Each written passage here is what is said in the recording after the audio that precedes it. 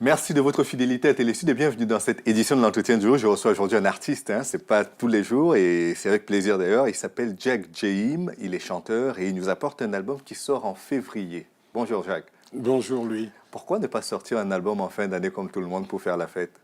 Ben oui, parce que la fin d'année c'est une période très dense. Il y a tellement d'activités en plus dans le showbiz et c'est des gros mastodontes qui sortent des albums. C'est pas pour dénigrer ce que je fais parce qu'elle a aussi de la qualité, mais sinon on s'est dit que la bonne période c'était janvier, qu'il fallait laisser les fêtes passer et sortir l'album pour le mois de fin janvier, début février, quoi. D'accord. Vous êtes très humble, et puis de toute façon, là, vous êtes quand même dans la prévision. C'est une sortie européenne qui se fera en France, au Luxembourg, si je ne me trompe pas. Oui, le Luxembourg, la Belgique et la Hollande. D'accord. Dans le Benelux. Très bien. Et donc, l'album, c'est Show Me the Way. Show Me the Way. Which way? Which way, how I'm getting to. En fait, c'est Show Me the Way, c'est une projection interne qu'on se demande chaque fois. On se pose les questions à soi-même. Et parfois, on demande aussi au grand maître, je ne sais pas de quelle couleur il est, de quelle religion. Généralement, il est blanc. Quand je regarde les illustrations de la Bible, c'est toujours un blanc. C'est toujours un blanc, mais c'est un peu ça. C'est qu'on se tend parfois, on lève la tête, on cherche au plus loin de soi. Certains disent qu'il faut chercher à l'intérieur de soi. Oui, moi je pense que tout est à l'intérieur, il n'y a rien à l'extérieur. L'extérieur te permet tout simplement peut-être de te couper de tout ce qui est éphémère. Voilà. Mais sinon, c'est vrai que c'est l'intérieur, c'est le soi. Si on peut arriver à faire cette symbiose entre le soi, lui poser des questions au bon moment et lui donner le temps aussi de réagir et être capable de le capter. D'accord. Et à l'intérieur de cet album que vous sortez en février, vous l'avez dit, qu'est-ce qu'on va trouver? C'est le quatrième déjà? Oui, c'est le quatrième album. Il y a le style, quoi. Il est folk, il est jazzy aussi. Il y a au fait, c'est un projet qui a été fait en deux. C'est-à-dire, il y a un côté acoustique et un concept orchestré. Et là, on a 12 chansons. Show Me the Way, Mama. Je parle de la vie, je parle des difficultés, je parle aussi des religions. Parce que c'est aussi... Donc c'est cette quête intérieure ou quête de Dieu dont vous parliez tout à l'heure Oui, la quête de Dieu, je ne suis pas à la recherche de Dieu parce que Dieu n'a pas besoin de moi. Je ne vais pas vers Dieu. Dieu, il est là, il est le Tout-Puissant, il est le Grand. Tout ce qu'il nous demande, c'est de positiver, c'est de s'aimer des bons actes, c'est d'aimer son prochain. Oui, oui. Et je pense, ma quête, mon combat, c'est de chercher, d'être juste. Je ne dis pas être parfait, mais je me bats pour d'être juste, de faire ce qu'il faut, quoi. Et puisque ce sera un album de début d'année, ce ne sera pas pour faire la fête, vous aurez toute l'année pour en faire la promotion, mais quel message de début d'année, quel message heureux, joyeux ou pessimiste voulez-vous faire passer aux personnes qui achèteront le disque? Oui, ce que je dirais, c'est que dans l'album, c'est vrai que l'année elle est difficile.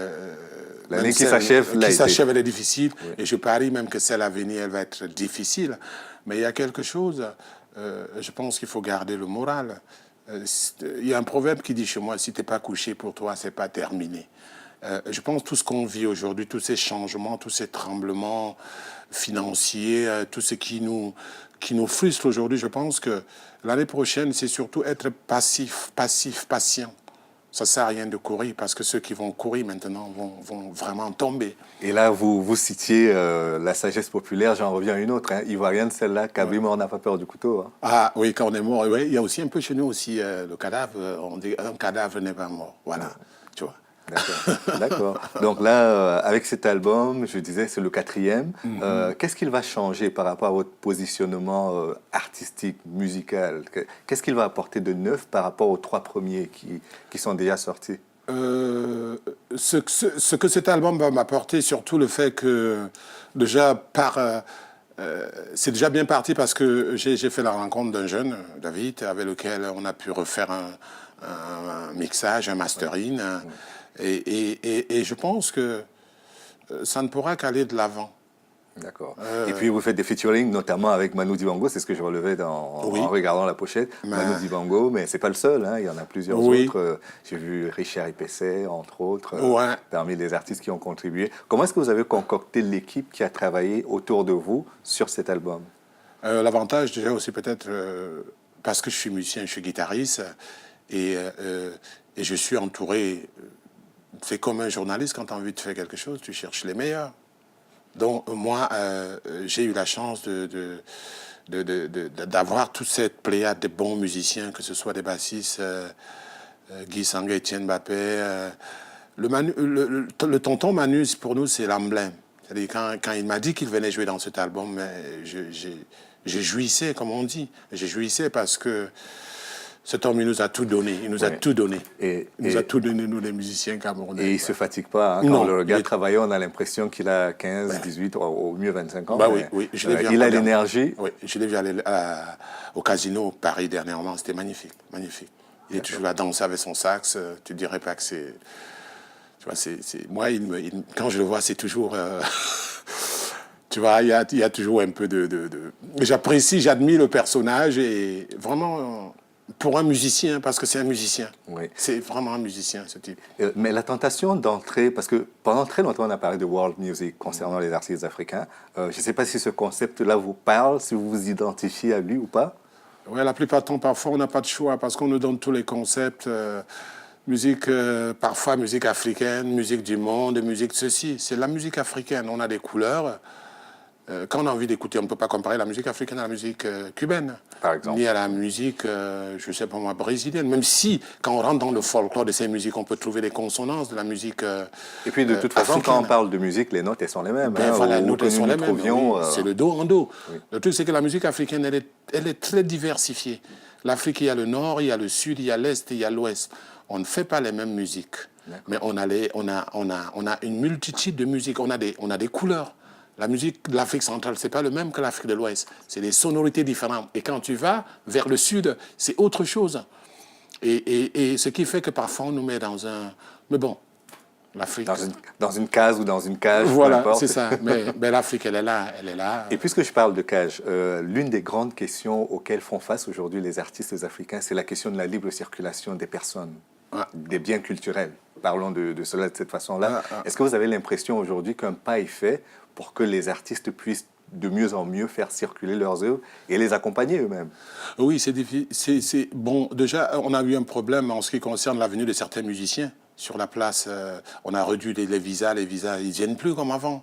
Et ce qui fait qu'en plus, sur le terrain, qu'est-ce qui se passe? Les artistes ont de la peine aussi à vraiment, je veux dire, fonctionner avec ce qu'ils font. Moi, je prendrais l'exemple de mon pays qui est le Cameroun. Vous vous rendez compte, jusqu'aujourd'hui, ça fait 6 ans, 6 ans, je sais pas, on a de la peine à mettre vraiment une structure par rapport aux droits d'auteur. Par rapport aux droits d'auteur. Oui. Vous voyez, c'est terrible. Et tout ça, ça pèse sur qui? C'est les artistes, ils ne touchent pas leurs droits. Moi, je dis, ça fait depuis 4 ans, moi, je n'ai pas touché, 5 ans même d'ailleurs, je n'ai pas touché les droits au Cameroun, alors que j'ai les albums qui tournent. Mais ça ne peut pas marcher tant qu'il n'y a pas de structure. Et c'est le même problème. Ici, en Europe, on nous empêche de venir, soi-disant, certains problèmes d'immigration. On empêche les artistes, même ceux qui ont des moyens, de venir jouer et repartir. Ce qu'ils oublient, c'est qu'il y a des artistes qui vivent en Afrique et qui vivent aussi bien. Ce n'est pas tous qui ont envie d'immigrer. Et maintenant, c'est devenu un problème. Les agents qui sont ici, qui souhaitent inviter les artistes africains, ils ont vraiment de la peine pour obtenir les visas. Oui, justement. Tu vois, que ce soit les peintres, les écrivains, c'est vraiment, on ne comprend pas. Oui. Parlons justement des artistes africains qui sont soit sur le continent, soit ici. Pour ceux qui vivent déjà ici, dans les festivals, j'ai pas l'impression que vous êtes très invités. Je regarde souvent, c'est pas mon domaine de prédilection, mais de temps à autre, je m'y intéresse. Mais est-ce que vous êtes invité au festival? Parce que j'en vois pas beaucoup. Oui, c'est que les choses... Moi, je suis en France depuis, disons, une bonne peut-être 20 d'années. Avant, il y avait des festivals world. On en a... J'utilise le mot world parce qu'on parle tout à l'heure world music. Il y avait des festivals africains, musique africaine. Mais tout a été... Qu'est-ce qui se passe? Il n'y a pas de budget, c'est la crise? Ouais, mais le problème, c'est que je pense que ça a commencé dans les années 94 par un certain ministre de la Culture, Jacques Toubon. Je pense que c'était parti du fait qu'il fallait donner des quotas Ça a commencé par donner des quotas à 2% peut-être à la musique africaine, 3% à la musique américaine, 6% à la chanson française. On est rentré dans ce trip et finalement ça a fait un genre effet boomerang parce qu'on ne force pas les gens à aimer les musiques. Moi j'aime la chanson française, mais je peux aimer la chanson américaine. Mais ils sont rentrés dans tout ça et pour finir, qu'est-ce qui s'est passé? Les subventions n'en donnaient plus. Et ceux qui s'occupaient des musiques africaines et des festivals africains, on ne les filait plus des subventions. C'est comme ça que tout a chuté. Tout a chuté. À l'heure actuelle, il y a le seul qu'il y a quelques-uns comme ça, Full Pollution, qui se battent. Mais sinon, sur la place, et même les festivals World, ils ont tout a été... Et quand il y a des grandes manifestations culturelles ou nationales auxquelles des artistes sont conviés, est-ce qu'on vous tend la main? Est-ce qu'on vous programme? Est-ce que vous-même vous faites la démarche de pouvoir être intégré à ces grandes célébrations-là? Ben, on est là. On est là, on a des représentants, on a même ceux qui sont au-dessus de nous. Si ceux qui sont au-dessus de nous ne sont même pas invités, vous voyez ce que je veux dire? Je parle de nos leaders. Moi, je suis arrivé en France, je vois toujours les mêmes. C'est pas parce qu'ils sont bons, mais c'est qu'il n'y a plus rien d'autre derrière. On n'ouvre pas. On n'ouvre pas. En même temps, si on ne les voit pas se produire, on aura du mal à savoir qui sont bons. Voilà. Hein, on ne veut pas les évaluer. Aujourd'hui, on a quelques chaînes, heureusement qu'on a quelques chaînes africaines sur la place parisienne, qui s'occupent vraiment des musiques, disons, ces musiques du monde dont vous parlez, que ce soit les Antilles. Mais sinon, tu passes pas TF1, tu passes pas Antenne 2. C'est-à-dire, tout a été, même aujourd'hui, c'est compliqué. C'est la France, alors que la France, c'est vraiment l'exception culturelle. C'est l'exception culturelle. Et je veux dire, c'est un pays qui a... Quand tu vas aux États-Unis, c'est ici la musique, les musiques du monde, les musiques africaines en général. Et la francophonie dans tout cela, vous êtes des artistes francophones, vous chantez en français ou alors dans une langue d'un pays appartenant à l'espace francophone, ça ne peut pas aider un peu à aller en France, en Suisse, en Belgique, la francophonie, au Canada? je pense, elle est plus là pour parler des livres, de promouvoir les livres africains, les livres français, parler de la langue française. On peut parler aussi de la langue française en nous faisant lire des bouquins de Cheikh Anta Diop. Vous voyez ce que je veux dire? Je ne suis pas, dans la révolte, hein, mais je veux dire la francophonie. Depuis que je suis en France, j'entends, j'ai jamais vu, j'ai rien vu de la francophonie. Pour parler de la francophonie, il faut aller à l'UNESCO. Moi, il m'est arrivé de faire quelques trucs là-bas, mais c'était plus dans un cadre humanitaire. Mais culture, quand je parle culture, musique, livres, peinture, tout ça, je vois pas. D'accord. Qu'est-ce qu'on peut souhaiter aux artistes africains qui sont aussi bien en Afrique qu'en France pour cette année 2012 qui arrive, qui va commencer dans quelques jours? Oui, qu'est-ce que je leur souhaite des artistes africains de tous les horizons? C'est que continuez, les gars. Continuez. Il y a le talent, il faut continuer. Il n'y a rien d'autre. Malgré les réalités qu'on vit ici, il faut continuer. L'artiste ne meurt jamais. Il ne meurt jamais. Voilà. Merci beaucoup, Jacques Jérim. Show me the way. Nous espérons que vous allez leur montrer la voie aux autres artistes, aussi bien ceux qui sont en France qu'en Afrique. Merci d'être venu. C'est moi. Et merci à vous d'avoir regardé l'émission jusqu'à son terme. Rendez-vous demain pour une édition de l'Entretien du jour. À bientôt.